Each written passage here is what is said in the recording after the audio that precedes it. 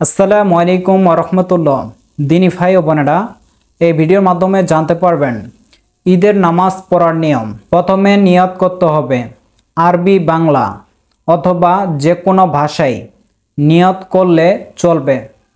2 number, ইমাম তাকবীর বলার পরে মুক্তাদিররা আল্লাহু আকবার বলতে বলতে কানের গোড়া পর্যন্ত হাত তুলবে।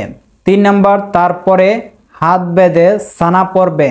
হাত বাঁধার নিয়ম একই যা পূর্বে উল্লেখ করা হয়েছে। 4 নাম্বার, তারপরে 3 বার আল্লাহু আকবার বলতে হবে এবং প্রত্যেকবারে কানের লতি পর্যন্ত হাত উঠাতে হবে এবং হাত না বেঁধে ছেড়ে দিতে হবে।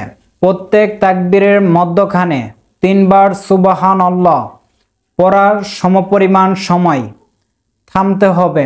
5 নাম্বার, তৃতীয় তাকবীরের পর হাত বাঁধতে হবে এবং সূরা ফাতিহা ও অন্য একটি সূরা পড়ে অন্যান্য নামাজের মতোই রুকু ও সেজদা তাসবিহ ঠিকমতো আদায় করে প্রথম রাকাত শেষ করতে হবে। 6 নাম্বার, তারপরে দ্বিতীয় রাকাতে সূরা ফাতিহা এবং অন্য সূরা মিলিয়ে পড়ার পরে 3 বার আল্লাহু আকবার বলতে হবে। প্রত্যেকবারে কানে লতি পর্যন্ত হাত উঠাতে হবে এবং হাত ঝুলন্ত অবস্থায় রাখতে হবে।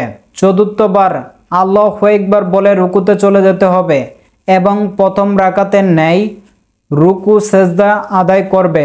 7 নাম্বার, তারপরে নিয়ম মতো তাশাহুদ, দরুদ শরীফ ও দুআয়ে মাসুরা পাঠ করে নামাজ শেষ করতে হবে।